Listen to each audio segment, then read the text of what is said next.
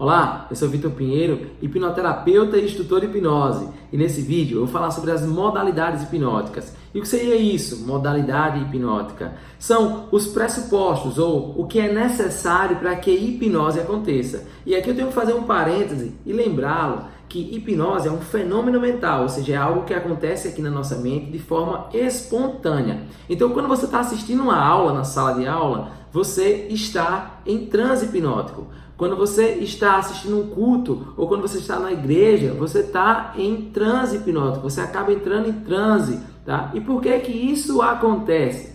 Isso acontece porque quando nós temos figura de autoridade, como no caso de um professor na sala de aula, ou um pastor, ou um padre, quando nós temos um ambiente hipnótico, ou seja, um ambiente no qual as pessoas vão buscando algo. Quem vai para uma sala de aula e se hipnotiza, ou seja, se concentra, fica completamente focado e concentrado no estudo, ele já foi buscando aquilo, ele está aberto para aquilo, ele está se permitindo aquilo. Então esse ambiente para ele é um ambiente hipnótico. A pessoa que vai na igreja, a pessoa já espera que algo aconteça, a pessoa já deseja, tá? Então esse ambiente também é um ambiente hipnótico, não é um ambiente contaminado.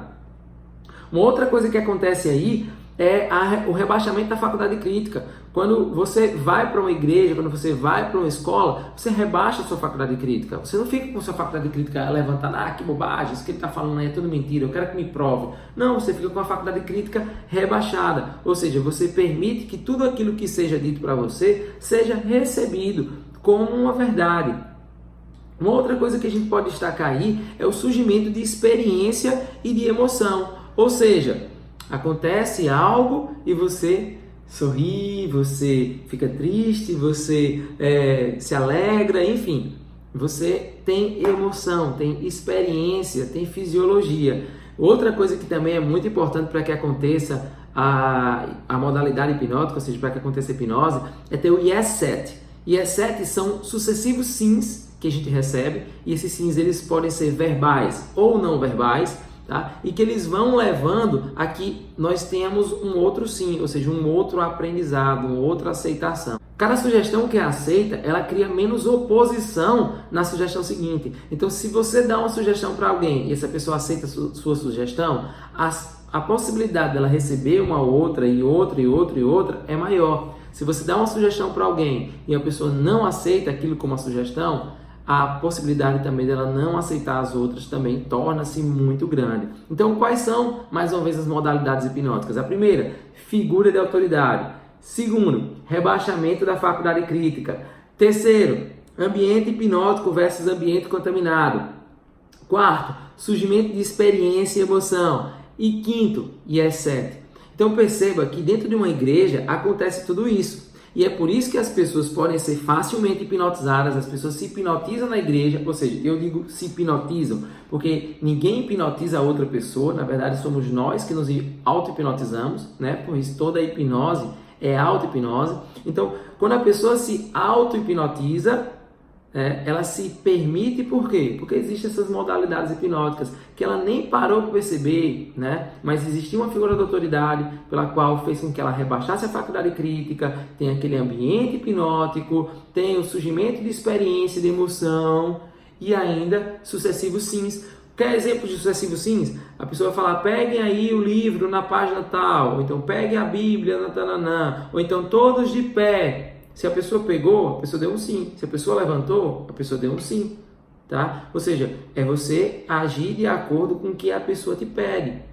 Então isso a gente já conta com 67. Beleza? Então as modalidades hipnóticas, elas são muito importantes para que aconteça a hipnose. E aí o inverso também acontece. Se você parar para me pensar, por que que as escolas brasileiras, elas não dão tão certo? Por que que as pessoas não aprendem? Por que que as crianças não aprendem? Porque simplesmente o professor, ele não é tido como figura de autoridade pelos alunos. A maior parte dos alunos não considera o professor como figura de autoridade. Segundo, o ambiente não é um ambiente contaminado. As pessoas vão, não é um ambiente hipnótico. Na verdade, é um ambiente contaminado. As pessoas vão para lá, os alunos vão para lá dizendo que bobagem, que não sei o que, não serve para nada, não sei o que, coisa e tal. Lá vem o professor, meu Deus.